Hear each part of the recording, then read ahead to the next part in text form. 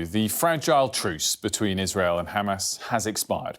Sirens have been heard over Gaza and southern Israel, and Israel's defense forces say they've resumed combat in Gaza. Let's go right to our Middle East correspondent, Alistair Bunkle, who joins me now from Jerusalem. Ali, good morning to you, but bad news. To what extent was this bad news expected, and how bad has it been? Fighting has already resumed?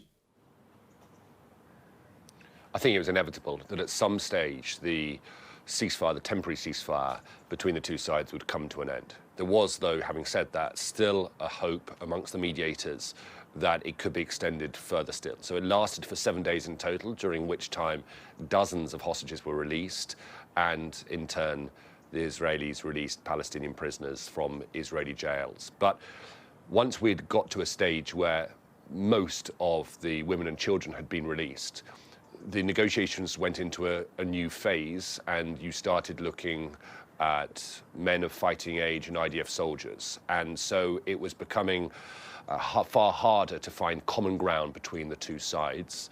And of course, Hamas would have wanted a far greater price to release any IDF soldiers they have captured. We understand that Hamas did not provide, or were told through Israeli media that Hamas did not provide Israel with a list of hostages to be released later today.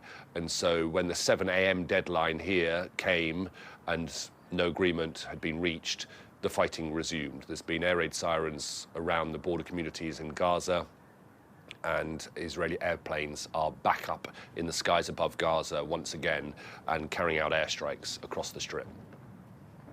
Ali, there's been a lot of meetings and conversations between Western world leaders and Israel's leaders in recent weeks, some of them public. The president of the US tweeted about the topic a couple of days ago. Of course, some of it behind closed doors. Secretary Blinken's been in the region of late.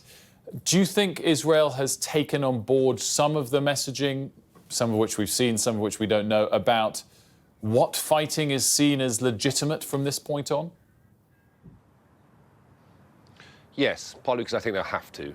They do need American backing. They're not going to lose American support completely, but if they don't heed Washington's warnings about having a more targeted, more precise plan for the next phase, when we talk about the next phase, we really mean southern Gaza.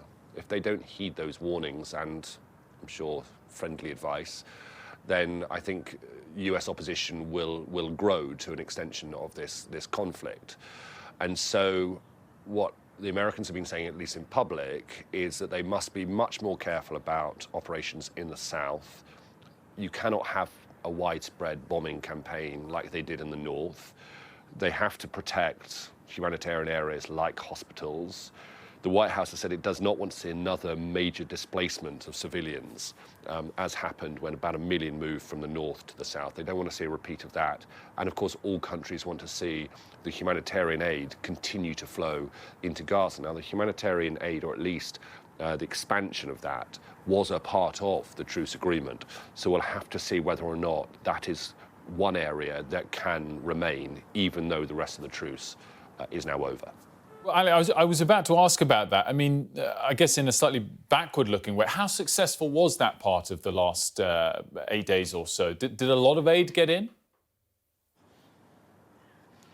We saw around 200 to 220 trucks of aid going in every day. That's medicine, food, water, shelters, desalination equipment, fuel, crucially, as well, which the Israelis were most worried about because they were concerned that Hamas would steal that fuel and use it for their own operations. So that humanitarian aid, of course, absolutely vital, and has helped relieve what was a bit of a crisis.